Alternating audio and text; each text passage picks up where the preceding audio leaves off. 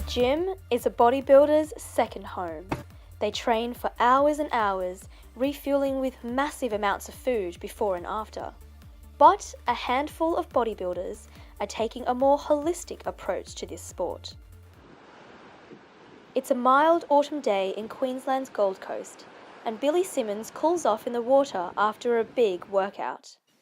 Billy is an Australian professional bodybuilder. The first time I competed in bodybuilding was 2005, and then by 2009 I had won Mr. Universe over in California and got my professional status. Billy is not only against steroids, but he also shuns any meat or meat byproducts.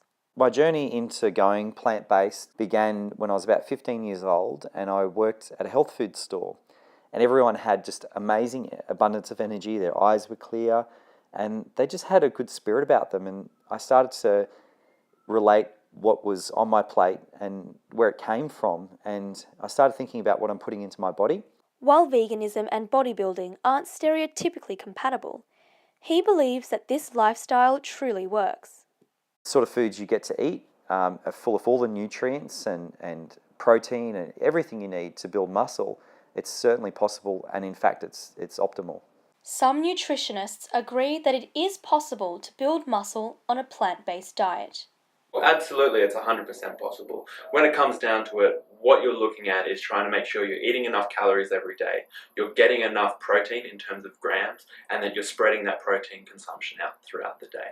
I'd probably start off around 4,000 calories per day. I do a lot of activity. Really, my plate would be probably half carbohydrates and the other half divided up between protein and fats. You don't need as much protein as you think, but certainly as a bodybuilder you still need more than the average person or more than, say, an endurance athlete. In terms of meal prep, I like to make one and then prep one as well. So that way I've always got food for the next time I need to eat. Vegan bodybuilder or someone who follows a vegan diet has to make sure they're getting varied sources of their plant proteins. So it's trying to make sure you're getting soy in one meal, and then maybe the next meal trying to have legumes or lentils, and then the next meal trying to have chickpeas, and then maybe throwing in some nuts in there at one point.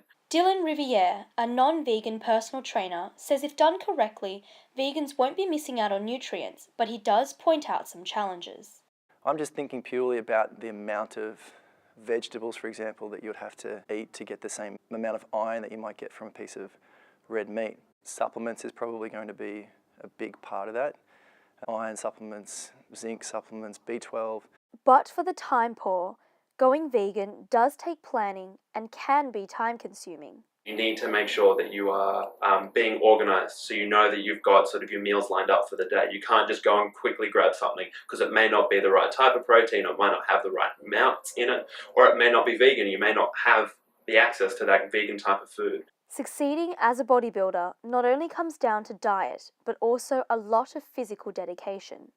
In the gym, I do mostly compound exercises, so I would split the body up and I'd do pushing muscles on one day, I'd do pulling muscles on the other, and then I'd do leg exercises on the next day. That would give me 3 routines basically, and then if I did 6 days a week, I could do each of those routines twice.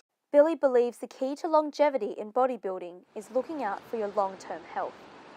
I think gone are the days where people are willing to do whatever it takes to their bodies, because that extreme quickly backfires on them. So I think that being a vegan bodybuilder actually has its advantages. Sharon Jiang, Chalk and Cheese.